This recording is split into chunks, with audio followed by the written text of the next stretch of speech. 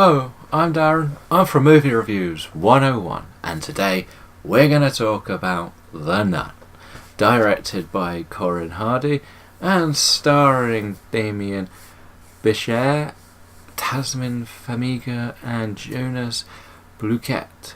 I am sorry, as always, about my pronunciations. The story here follows an experienced priest or miracle discoverer, Father Burke, who is joined by a soon-to-be nun, Sister Irene, as they investigate the events around a nun's suicide in a remote abbey in Romania. Now, of course, this is connected to the Conjuring universe. This is number 5 in this universe. That's quite entertaining for horror. We've met the nun mostly in The Conjuring 2 and references in Annabelle Creation, and now we get to learn where the nun came from. So, with a little change to my normal, I'm just going with the 3 ups. The 3 things I enjoyed most about this movie. The first thing has to be the setting. We have a gothic, isolated abbey for all the nuns to have been living in, and it's just so far out the way.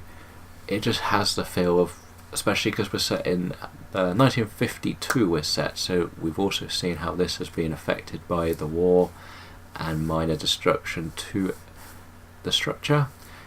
Of course, that's what happened.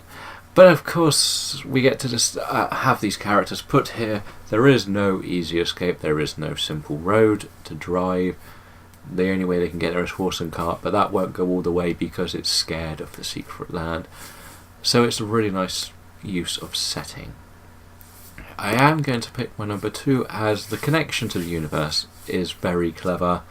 Of course, I'm not going to go into spoilers, but it all does connect nicely, and if you've seen all of them, you'll understand references to previous movies, even though this is the first in line anyway. This movie, as final thing, has to be the jump scares. This movie is a constant jump scare. We follow every normal trait to create a jump scare. The music goes down and boom, as something happens. There aren't false jump scares, which is also very good, but that could also come into something a bit later. There is a certain scene in the chapel with Irene, and it is my favourite scene of the movie.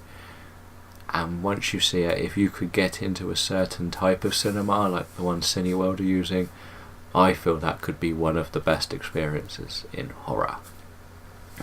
But there's the 3 ups, so 3 down. The 3 things I didn't like.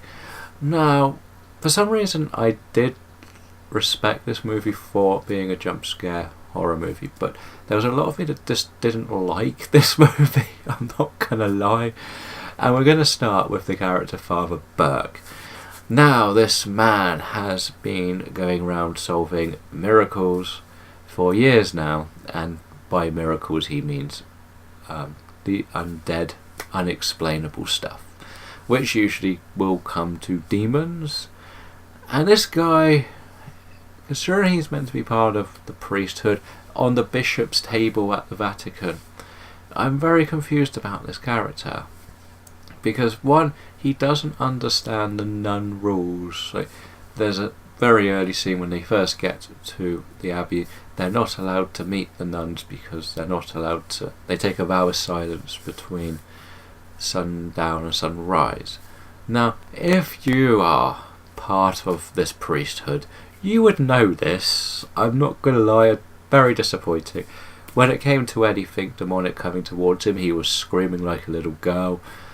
And it just felt like this guy, nothing against the actor, he makes everything believable, but the character didn't make sense for this. You did not see the priests and the exorcists scared.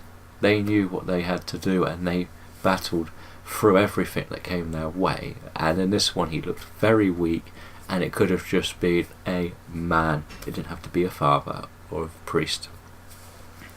So that's my first one, and it sounded really ranty, and I don't care. Second was a bit of a nitpick. I felt the comedy was a bit of a miss. Most of the comedy comes from Frenchie, who's sort of the local womanizer who believes he can help find things. He's not actually from the town, he's French Canadian, and he'll remind you of that every time he talks. But in the end, he tries to do a few funny lines, and it just doesn't really work. You will laugh, but it does seem to suck a bit of the tension out of the movie. The final thing has to be the timing in this movie. Now, we are set, I felt it was over 2 days, and there is a sequence where on the second they go in to the Abbey, which is okay, this makes sense, and within 5 or 10 minutes seemingly it had to close again because it was dark. What happened in this time? Like, there is no scale of time in what happens. It's just, it's night now, oh it's daytime, it's like a click of the fingers, it was day or night, and it's very awkward to keep up with and disappointing. But overall, I am going to put this into the Conjuring ranking at number 4 out of 5. It is still better than Annabelle, the original Annabelle. I am a big fan of the Creation one and both the Conjuring films, so this sits at number 4. I do think it has too many jump scares, which does suck anything out of the story because there's very little mythos going on between what created the Nun compared to what created Annabelle, which was a lot more interesting. So I think if you are going for jump scares, this is gonna deliver, and being in the cinema, you saw some realistic scares, most notably by the person I saw it with. But my rating is a 3 out of 5. Yes, that's what I'm going to go with. Let me know in the comments below what you rate Annabelle. And until next time, I will see all of you again. Goodbye.